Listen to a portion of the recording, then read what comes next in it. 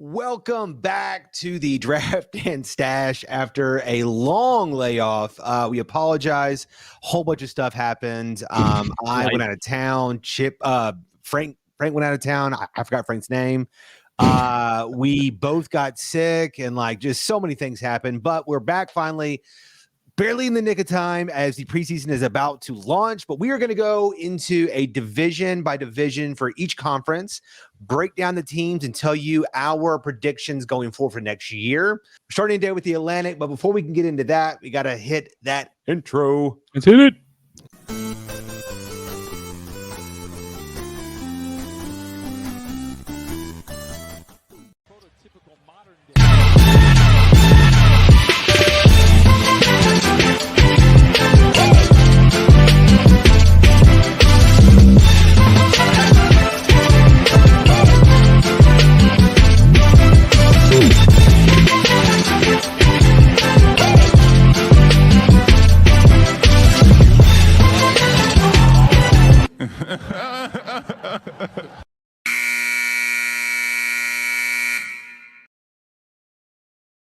I will never get tired of his laugh. I love it so much. All right, guys. So the Atlantic Division, of course, is the Celtics, Sixers, Knicks, Raptors, and Nets. We're talking about y'all first because I'm going in alphabetical order for the division. And I think just before we get into it, I think this division will be one of the more competitive, ones. I think all five of these teams have a chance to make the playoffs in the East. Yeah. I mean, the Raptors are a little bit less so, but I still think that they have the talent to do so. So let's just get into it. Guys, I made a little package video here. We're going to start that up.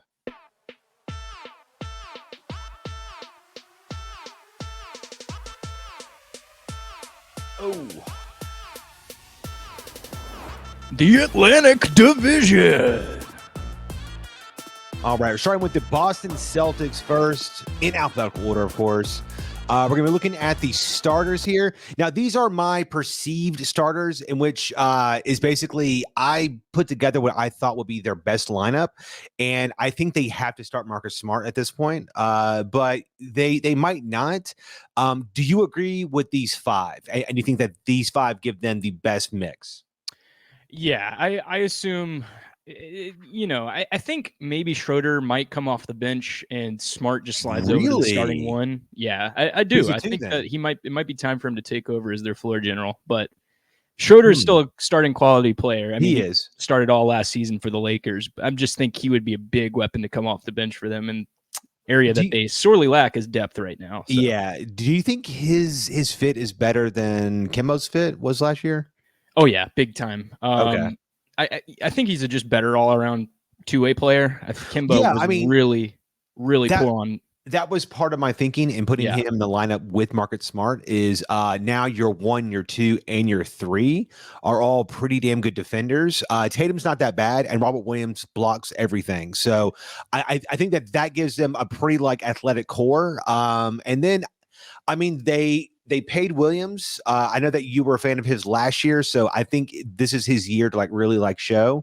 Yeah. And so let's move on to the bench, so we can kind of talk a little bit more about their depth or their lack of. Before we get into that, we're spotlighting Jason Tatum here on his year last year, which is pretty good score. I think he was in the top 20 or so, top 15 in scoring. It was a high scoring season last year. Yeah. His PR is really nice here too at 21.3, which if people don't know, 15 is the normal PER, which that is the average, I think starter or something for a NBA player. So he plays 6 points above that. And I mean solid rebounds, so solid playmaking here. Can he step up? Can he get any farther here? Yeah, I think he's still got room to grow, man. He added some really dangerous offensive weapons to his arsenal last year. That step back three being one of them. He's getting better as a shooter as his career progresses, and I think there's still room for him to improve as a playmaker and defender. So yeah, I mean, his hesitation pull up dribble is also really solid. So yeah, for sure. I think Boston has a good one there. I think he'll continue to just grow. And these are the 10 guys that I thought would fill out the rest of the roster here. Is there anybody on here that you think shouldn't be here, or do you think that Josh Richardson actually starts over Marcus Smart or Schroeder? I think if they decide to bring Schroeder off the bench, like I was thinking, that Richardson could slide into the starting 2 position. He's been so bad since Miami. Yeah, I don't think he's as bad as he has been the past few seasons. He's just kind of bounced around from place to place and never really found a niche with any of the teams that he's been on. And well, I mean, he's supposed to be like a 3-and-D guy, right? Yeah, so, and he's struggled with that lately. Yeah, he's struggling with what he's supposed to be good at. I think this team is going to give him plenty of opportunities to get better and really fill a role for them. So I could see that happening. I also wouldn't be shocked if like Aaron Nesmith here gets more playing time. He really showed out in the summer league. His jumper looked pretty solid, which is why he was drafted actually ahead of Desmond Bane, even though now Bane is I think clearly better than him. They bring back Cantor, bring back Al Horford for like another run for both those guys. They I think get a steal in Herman Gomez here. I think he'll be like a pretty, as long as he's healthy, he's going to be a rotation player for them. Yeah. I like Grant Williams, man. I think he's got room to grow. Yeah. So my final thought here is they will end up 45-38. I think they get all-star appearances for Jason Tatum and Jaylen Brown. I think Dennis Schroeder bounces back. He's in the hunt for most improved, and I think they finish 3rd in their division. Is anything here wrong or outlandish? I don't think it's outlandish at all. I think they're easily going to beat their 500 record of last year. They made some key improvements defensively and added some good pieces in the offseason. So I could see them getting to 45 wins for sure. All right, well, let's move the train along. I believe up next is the Brooklyn Nets, if my spelling skills are correct. The Nets. Which their starters. Okay, so I went with Joe Harris in the lineup and Blake. I don't know if that's going to be correct. I think Joe started last year. I think James came off the bench last year a little bit, but with Kyrie being so iffy about COVID, I just don't know what's going on there. But these are the guys that I feel comfortable starting. I think you go with like a shorter, more athletically skilled group. You lean into Kevin Durant and James Harden being your killers on the wing. Kyrie's your like main playmaker, and let Blake just catch, as long as Blake is more efficient than DeAndre Jordan was last year. I just like, catching lobs and like moving the ball a little bit. Yeah. And there's no way that Joe Harris can shoot worse than he did in the playoffs last year. So it's only room for improvement there. Honestly. Yeah, man. So moving on from the starters, we're going to hit into our spotlight, which is Kevin Durant. After like a year off, basically, he finally comes back, finally debuts for the Nets. A PER. Yeah, I mean, his PR is so good.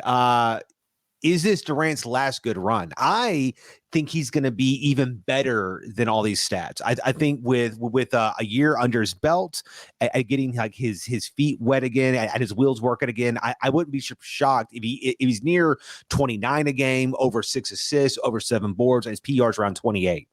Man, it's a scary thought, but I mean, he spent a whole season away from basketball, played a good majority of the season last year, most of the games, and they played through the second round, right? They lost in the second round. If his shoe size was 1 inch shorter, was 1 inch shorter, literally, man, they beat the Bucks. Yeah. It is a scary thought to think that he might improve, but we've seen it time and again when players have catastrophic injuries like that with Achilles or like Paul George when he literally snapped his leg. Like Thompson with the Warriors, I'm nervous because he's missed 2 years, and it's we'll see how he looks. Man. But KD, I think obviously he's a monster, man. I think he could improve on these numbers again this year. And like we said, 2 years removed from the injury, that I think he's going to be really in his groove this year. Not only that, I think that if he can lead them to the title this year, he starts to creep up in that Jordan James talk. Yeah, the more rings he gets, I mean, obviously it adds to his resume, but this would be a big one for him to get, especially at this point in his career. He's been from OKC to Golden State, won tons of chips at two at Golden State. And, and so if he comes here and wins it kind of on his own merits after constructing this team, I don't hate this bench. It's and the guys I like are a little older. Like, Aldridge is such a question mark. He's coming back after that like heart issue. James Johnson is such a knuckleball player. I like him. Cam Thomas, I have no idea how he fell to them around like 28 or 29 or something, but he could be a really, really awesome like bench, like like a heater for them. He went 27th somehow. I kind of wish the Grizzlies picked him up with their second pick if that was possible. I've always liked DeAndre Bembry. I don't know why. I just I like this game in like Atlanta and stuff, whatever, like Paul Millsap. I'm shocked he's still playing. Like, it's crazy. I mean, he might even be a rotation piece for him. I feel like he's still got some stuff to add to the game. I think Day'Ron Sharpe is going to be I think both those draft picks were very solid, very need heavy. Yeah. For sure. And then I added Claxton and like Tyler Johnson here because they were more veteran, more like, maybe like a need here or whatever. They played. I mean, Claxton at least had a good role for him last season. He showed some flashes. But yeah, so I mean, like, I would not be shocked if like Day'Ron Sharpe is the like main big off the bench after like a month or something, whatever. He's athletic, he's really strong, he can come in, play a role. But yeah, I think this bench is definitely better than last year. It's more cohesive. So they should be more dangerous. And then even if they begin to lose players, you can have Cam Thomas step up. You can have like Patty Mills come in and start for you and stuff or whatever. So just looking at who they lost, honestly, it's an immediate improvement. They lost Jeff Green, Spencer Dinwiddie, Landry Shamet, Chris Chioza, Timothy Luwawu-Cabarrot, and Tyler Johnson. And I just. But it's like, even like with Spencer Dinwiddie's a big name, but he didn't play last year. So it's like you should have no idea what you actually lost there in him. It's like replacing nothing with Patty Mills as your the leader of your second unit. So my final thing here for them is 58 and 24. I think you get all-star appearances for all three of the Hydra here in Durant, Irving, and Harden. I think Durant wins the MVP. I think Nash wins Coach of the Year, and they will finish first in the Atlantic Division. Is any of this outlandish? Not at all. If anything, I think it could go even higher. I think they're a 60-plus win team, 55 to 60 wins, somewhere in there. But so like I've got it at 58, and that's under the impression that they'll probably sit some guys, and they'll take a couple losses that they shouldn't take. Yeah. So I mean, I would not be shocked if they get like 60, 62 or something, whatever. But I mean, every NBA team dealt with some adversity last year, just with the shortened season and everything. But they had a lot on their plate too, just with the newly constructed roster, first year head coach. I think they've got some momentum going their way after that playoff run, despite how it ended. So they're going to be great. Yeah. So moving on here, I believe it's the New York Knicks are next. Yeah. Who had like a pretty great run last year in the regular season. Look at their starters. Now, I threw both of the new guards in the starting lineup. I feel as though they were searching for shooting. Evan Fournier and Kemba Walker are going to address that for them. RJ Barrett, I'm so glad that he was able to kind of grow into who he is, because everybody thought he was a bust after 1 year. And now with how Zion has hurt all the damn time, RJ Barrett might be number 2 now, whatever in that thing, because it's obviously John Morant 1. We know who number 1 is, baby. That's right. And then I know that they will be happy to put Mitchell Robinson back in the starting lineup and put Noel back on the bench. Robinson is going to give them so much more, like a big versatility. He's such a good defender, rebounder. That's going to be really, really great. And like he should fit really well in that Tom Thibodeau system. Do you think Kemba and Fournier start, or do you think that they throw one of those guys on the bench for like Derrick Rose? Yeah, I think one of them could end up on the bench, but I could easily see both of them starting, and they just have Derrick play, 20, 25 off the bench as the leader of the second unit. Because these guys, I mean, you think about who they had before, Elfrid Payton and Reggie Bullock. Exactly, I mean, like, come on, huge upgrade there. I put Rose on the bench because he was already coming off the bench originally. Yeah. So and at this point, I think he's fine with playing like 25 minutes a game and not like 35 or something. And he's really useful in that role. And then basically run Rose and Quickly together off the bench as these like two fast guards or whatever. I like that lineup. Yeah. And then just getting rid of Noel, letting Mitchell Robinson loose, big key here for them. I think if he can stay healthy, he's a monster. So I have Kemba Walker as the spotlight guy here, and that is he their missing piece? It was very evident that they couldn't get buckets. And once Atlanta had figured out Julius Randle, they just didn't have a lot going on here, which is why they went out and addressed all this. Can Kemba be the guy from Charlotte and come in? So if he comes in as just this guy, the 19 4-4, a 17 PER, is that good enough? Do you think to have them push past first round? I mean, again, that's a huge upgrade over Elfrid Payton, but at the same time, it really depends. He kind of played a different style of game in Boston than he did with Charlotte. I think we see more Charlotte Kemba Walker, where he's just creating offense for himself and for others, hitting shots consistently, getting into the middle of the lane consistently. I think that he could easily average over 20 for this team because they are starved for offense. It's also so different because Tom Thibodeau basically uses Julius Randle as their main passer, right? So it goes to him, and then he does these high post passes and stuff, right? So if Kemba is just relegated to an outside gunner, that might be better for them. I'm not exactly sure, but I think that they're only going to go as far as his skill allows them to. He's definitely the X factor. I would agree with that. Yes. And then moving to their bench, of course, quickly, Alec Burks comes back. They still have Derrick Rose. Obi Toppin is still a solid big. Taj Gibson somehow in the league still. Nerlens Noel kind of looks to have saved his NBA career there. He was kind of floating around and stuff. He couldn't really find a spot to play, and his personality fits so well there in that scheme. And then I really like this rookie here in Joku Bidas. He was a guy that I kind of wanted the Grizzlies to take a look at and everything, and the Knicks ended up getting him. I think he has a lot of skill, and him and Quentin Grimes is also solid. And then I tossed Kevin Knox on here because I assume that they'll allow him to keep playing there. But it's so weird to see his. Okay, so would you say that his stock has fallen faster, or that Justice Winslow's stock fell faster, or Josh Jackson? Frank Ntilikina. Yeah. Of those three wings, Josh Jackson, Kevin Knox, and Justice Winslow, which one do you think fell harder? I think Justice, because he was probably the best at his peak and then just kind of fell off the face of the earth and hasn't been able to come back. Josh Jackson is, he toiled away for us. He was solid. He hasn't just been completely absent. Kevin Knox, that's a pretty big fall off. I think he went from everybody was looking at him and Frank Ntilikina as the future of the Knicks, and that was kind of depressing at the time. And it just never really worked out for him. Man. So maybe it is Knox. They still like him up there in New York. I'm pretty sure. Maybe I think that they'll like you try and move him. Yeah. I could see all right, that. so my season prediction here is 43-39.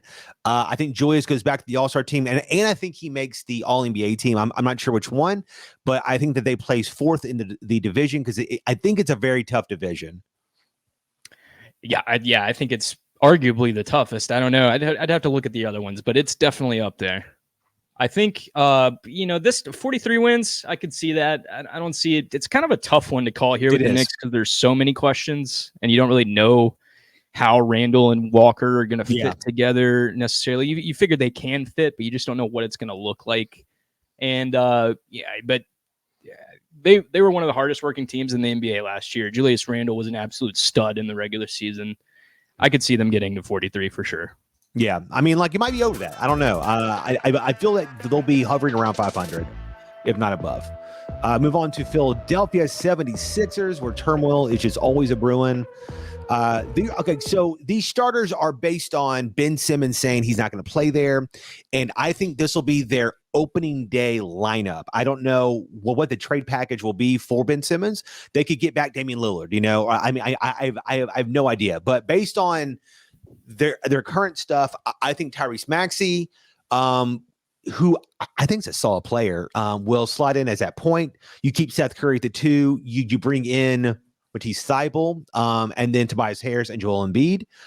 Do you agree with these 5, or do you think I missed out on somebody? I don't think you missed out on anybody. Just if Simmons is going to be traded. They're going to get back a big piece that might end up being a starter, like you said. But with the roster that they have minus Simmons, I think this makes sense. Even though Maxey isn't really a real true point guard, he's more of a two scorer kind of guard. He's a combo guy.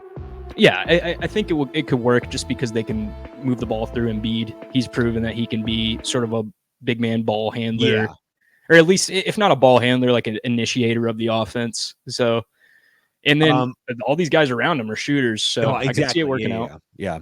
So Joel Embiid is the guy that I'm spotlighting here, and my question is, can he do it alone? We know that he's a stats machine. He unfortunately doesn't play a lot of games, but his stats are off the wall here at 28.5, 3 assists, over 10 boards, a PER of over 30, which is bonkers how efficient he is on the damn court. Do you think without Ben Simmons that Embiid's shoulders are strong enough to carry this franchise?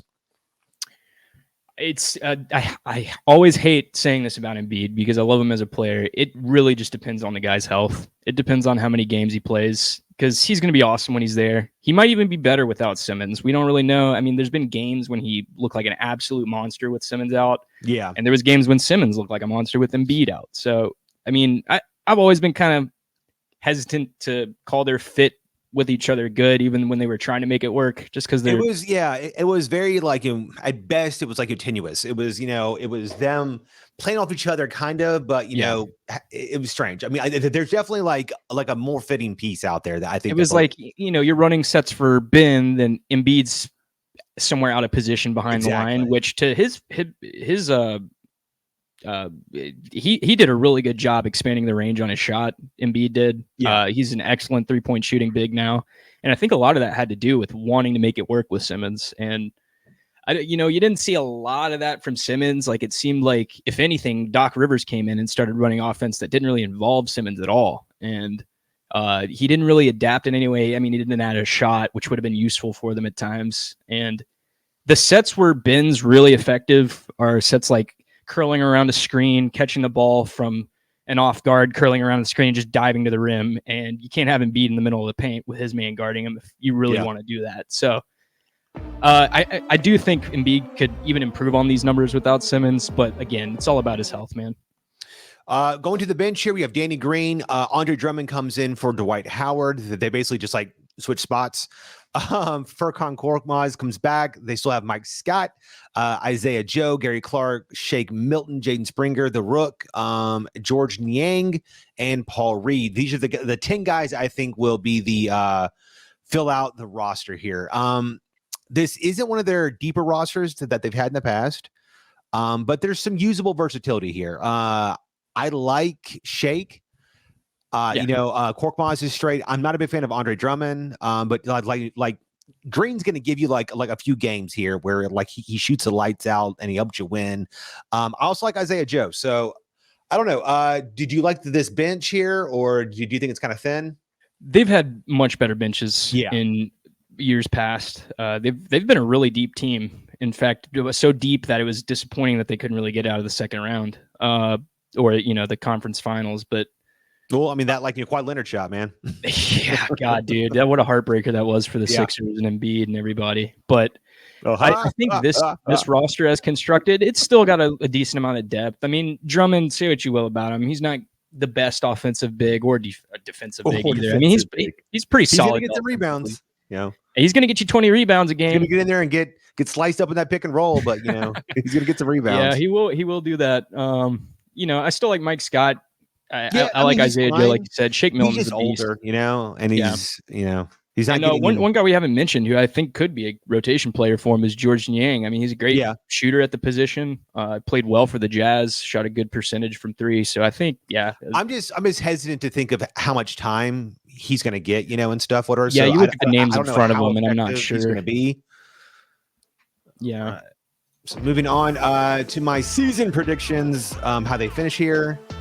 I've got them at 45-37. I think they finished second in the division. Joel Embiid is an all-star and is also NBA. I think he's also one of the finalists for Defensive Player of the Year. I don't know if he gets it or not, but I think he's definitely up there.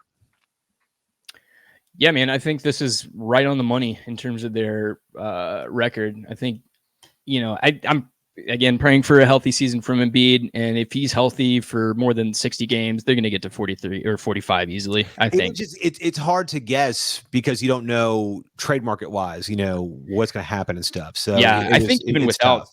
Just completely disregarding the Simmons factor at all, this is a 40-win team. I think just Embiid's like a MVP caliber type player. He was in that conversation for a lot of last year, and he's an excellent defender too. And you, as I see, you're calling him as an all-star. That's pretty much a given, considering the big man depth in the East. And I think, he's definitely going to be on that all defensive team too, either first or second. So I definitely should add that. Yeah, I really. And then Tyrese Maxey, I think, is going to make a big leap this year. I'm a big fan of his. Yeah. So moving on to the Toronto Raptors, who shocked everybody at the draft. Taking Scotty Barnes over, Suggs. Who you don't even have starting. I don't have him started here. I've got Fred VanVleet and Gary Trent holding down the guard positions here. OG Anunoby, Pascal Siakam at the 4, and then Chris Boucher. And it's weird because it was like they have so many long, versatile guys that it's such a positionless team. It's so weird. Because there's also because it's strange how it's being built. It's pretty smart. It reminds me of the Tigers back in the day when they had like 4 guys that were all 6'7", so it was just they can change everywhere and stuff. I don't know if Fred VanVleet is a great point guard, but he's a veteran. He's a good scorer. Gary Trent is a good scorer. So they're a little undersized here, but I think that their veteran experience will be able to have them safely bring the ball up. And then, I think a good bounce back year for Pascal. Ginobili really showed out last year, and a healthy Boucher, I think, is going to be huge for them.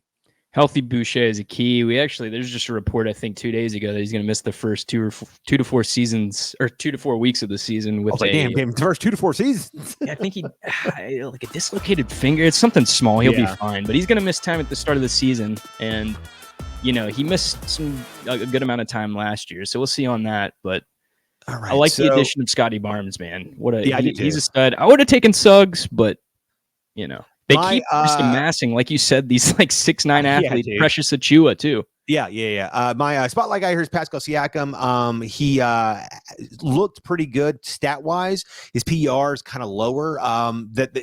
Which lets me know that his stats kind of are a little a little fluffy there, a little, not much substance. I think with a healthier year back in Toronto, not worrying about COVID, I think all of that could realign them, and it's was last year a fluke? Were they actually better than they were, or was Kawhi holding them up? Yeah, I mean, those are the questions that are going to be answered this season. I don't know. They lost Lowry, obviously. They lost Baines, Bembry, Stanley Johnson, Rodney Hood, and they gained some good names. They got Goran Dragic, who's going to come off the bench and be a nice veteran presence on a team that's gotten really young over the offseason. And I like Precious Achiuwa, man. I think he's going to play minutes for him. And Siakam, like you said, I think his numbers were a little fluffy, just considering the level of basketball that they were playing last year wasn't super high. Obviously, it's 27 and 45, but I think he can still improve. He's still super young. I did not realize that Goran Dragic was so old, dude. I was like 35. What? Oh wow, he's 35. I was gonna say he's like 33 or something. Yeah. I mean, I remember him playing back when Derrick Rose was a rookie. When Derrick Rose dunked all over his head when he was with the Suns. Yeah, man. So I've got Barnes in here. I don't think he'll start initially because I don't think he needs to. But them being able to bring in Barnes and Precious Achiuwa, which are two versatile guys, I think is huge. And then next year, if they're not good, they can get a better guard or something or whatever. Yeah, one guy we haven't mentioned, Kim Birch, solid defender, man. He showed that he could really play some good minutes for him last year, and I think he could improve even more. So yeah, I mean him going back to the bench, I think that'll really help him out there as well. And then our old Grizzly here, Yuta Watanabe, man. Hey Yuta, I'm glad he found a home. Another 6'9" guy. Look at all these 6'8", 6'9" guys. That's what I was saying, dude. It's like they're all 6'9", 6'8". It's such a weird flux of length here. It's so strange. They could be a sneaky good defensive team because they're going to be switching everything. They're going to be flying into passing lanes. Yeah, I mean, like they have a good coach. It's weird. And then I had them right at 500 here. I've got them at 41-41. Pascal makes the All-Star team. Scotty Barnes makes the All-Rookie team. But I think they finished 5th in the division here. Do you think this is fair or a little off? I would go a little bit lower. I think they're going to finish in the high 30s, probably somewhere around there. It's going to be. I view them like the Grizzlies. Like, I feel like people continue to count them out. And they have real, players here and stuff and championship experience, and they're in the East. I think that they're good enough to be in that play-in game area. And man, with how stacked the East is right now, especially just the Atlantic Division alone. I mean, and then you got the Bucks, you got the Hawks. I think the Pacers are better than they showed last season. I don't know what they're going through personally, but they got to get their stuff together. I think Miles Turner is in for a big season this year, but I think I've said that for the last 6 seasons, so I don't know. So this is where I have the division ending up. I have Brooklyn way out ahead here at 58-24, maybe even better. Philadelphia's at 45-37, Boston 44-38, the Knicks at 43-39, and then Toronto 41-41. I feel like a lot of their talent is pretty close, but there's clearly like an A tier here. And then Boston and Philly are that B. And then the Knicks are kind of close. And the Raptors are clearly a C tier. Yeah. I mean, this is, if I were to pick the order, this is for sure it. I'm a little iffy on some of these records, mainly just the Raptors. I think everybody else are going to be up in the 40s. Nets might even eclipse 60. But yeah, it's definitely, I think, going to finish in this order. Yeah. Guys, thanks for hanging out and us talking about the Atlantic Division here. I think the Nets have a great chance at winning that title based on health, based on luck. I don't know if any of the teams based on their current rosters have a chance at winning the title. Do you think that any of them are outside dark horses? I don't. I think maybe the Sixers, depending on what they get back, but they're not getting back somebody the quality player that Simmons is. Yeah. Ideally, they're going to get some package that includes just like a bevy of good players and some picks. Get Dylan Brooks and Kyle Anderson and 15 first-round picks. Yeah, I think that'll get one first-round pick. How dare you give up our picks? Yeah, but no, the Nets are one of the favorites. I think it's the Lakers in the West. If the Lakers don't win, that's going to be a huge disappointment to them. Yeah. And then the Nets in the East. So I think that's fair. And then, and then we will get into the other divisions and other records and stuff, guys. So stay tuned. I promise we will be back. It will not be another month. Any last words before we get out of here? Just thanks for hanging with us, guys. I'm enjoying talking about I enjoyed talking about the Atlantic Division and look forward to discussing the rest of them. All right, guys, until next time. Yep, let's go green. The finale on the first round for Vince Carter.